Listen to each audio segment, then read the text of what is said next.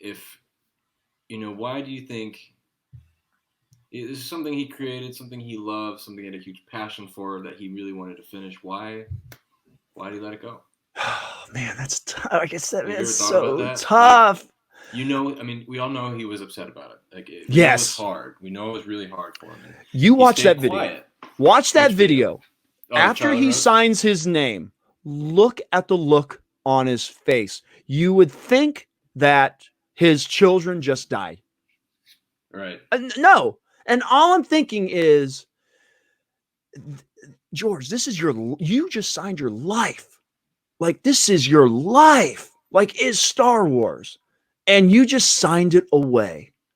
And if you don't think he looks upset, look at the guy next to him. He has the biggest smile on his face. Yes. And in dynamic with how sad and he looks, or just like traumatized.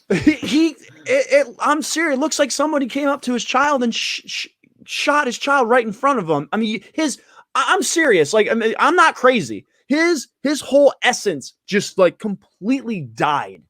And that's not even the point where he found out he wasn't involved creatively. No, he still thought at the time in that photo that he was going to be helping. So I can only imagine how much worse it was when they found out they just threw it all away. I can't imagine being the fucking CEO or whoever's decision of it, being that suit, because that's all it is. You're a suit at Disney, being that guy. And if it was Bob Iger, whatever, being that guy to tell George Lucas, hey man, thanks for giving us your company. Yeah, when can I come in and start consulting about the ideas? Well, George, we're really gonna go into like you're the guy that like had to make that decision to be like, hey, George is out. After I think they had discussions about his ideas and him probably being a consultant and this, because you hear about that. I think that is true. Right. Maybe it should be maybe it should have been more in the contract. Mm-hmm. Maybe. And maybe that was one of the stipulations. George, we can't put it in the contract. Don't worry, we'll use you as a consultant.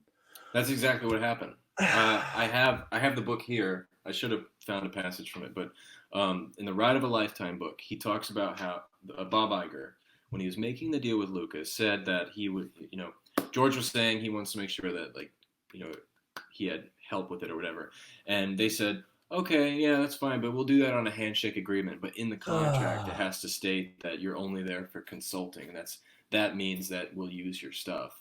And then after they signed, Bob Iger says in his book, he was like, well, I thought I made it clear to him, but it turns out I didn't.